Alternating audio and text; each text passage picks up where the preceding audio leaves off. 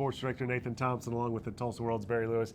And man, Barry, this is flying along, second to last week of the regular season. Yeah, it always does. And when you've got a good season going on, it's really fun and time flies by. Yeah, we do have a good, interesting season this year. And we're going to take a look at the top 5 games going on this week. This is Barry's column. You can get it in the Tuesday edition of the Tulsa World. Of course, you can get it anytime on okprepsextra.com. So your number 1 game is in District 6A11, Edmond Santa Fe at Jinx. It's a Fox 23 game of the week. It's your number 1 game. It's where you're going to be Friday night, and this is a good one.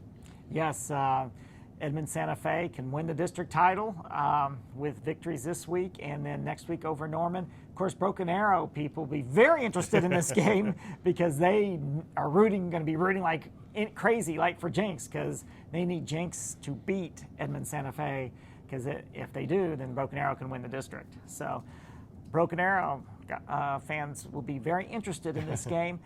Jinx made a big statement last week after beating 3 cupcakes in a row to get back on track. They faced a really good Norman team last week and defeated them decisively. So that really shows you Jinx is for real. They're back up to number 2 in our 6A1 rankings. But then this is a big test for them. So it should be a great game Friday night at Jinx. And game number 2 staying in Class 6A1, but flipping districts to District 2. And Owasso, number 1, undefeated on the season, hosting Moore Friday night. And the Rams can lock it up on the district title. And Moore, with wins in his last 2 games, can also win the district title. So a lot to play for on Friday night in Owasso. Last year, Owasso was stunned by Moore at Moore.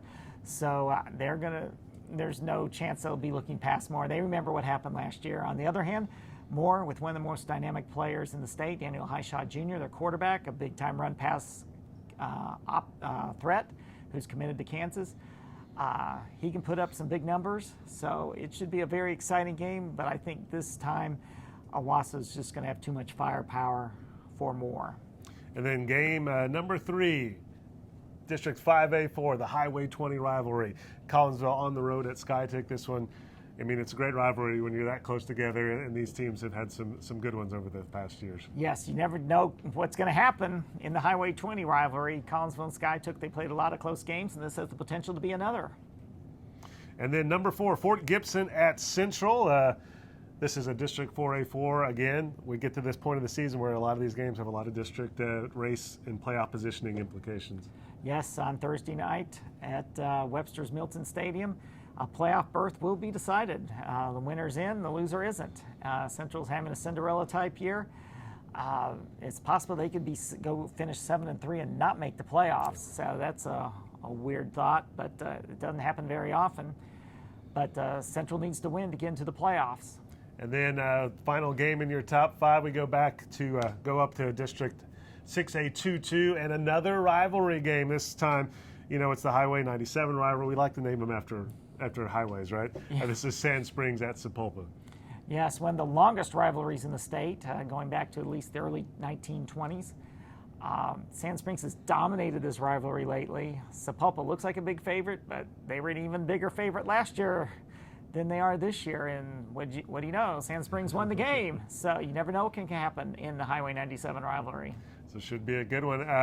And coming up, don't forget to pick up a paper on the Tulsa World paper on Friday, get a preview of all the action that night. And of course, Mike Brown's going to have a good story about Berry Hill, right? Yes, the Berry Hill Chiefs are one of the greatest under the radar streaks. They've won 38 consecutive regular season games. And this year it was a bit of a challenging situation for Berry Hill going into the season, having to find a new quarterback after their previous quarterback, who had been really good, decided to leave after his junior year. So, but Berry Hill has made that transition and is 8-0. And then on Saturday, of course, the Tulsa World, to get all the Friday night game coverage and scores from across the state and great pictures from the Tulsa World photography team. And you can always go to okprepsextra.com to get the online version. And the top 5 column has 5 extra games on there you have write-ups of honorable mention games, so you can go to okprepsextra.com for that. For Fox 23, your top game is Edmond Santa Fe Jinx, and it's also the Fox 23 game of the week. So we'll have a live report from Jinx at 6:20 in the Fox 23 Sportscast to preview the action. We'll be live there at 10:15, and then our 30-minute show, High School Football Tonight, at 11 o'clock on Fox 23. Lots of coverage of the game of the week in that show, plus 10 or 11 highlights of games from around the area. So it should be great to have high school football tonight back after a couple weeks off because of the World Series and Thursday night football and fall break. You can also go to fox23.com website and go to the High School Football Tonight page to see all of our coverage there. All right, thanks for talking some high school football with us.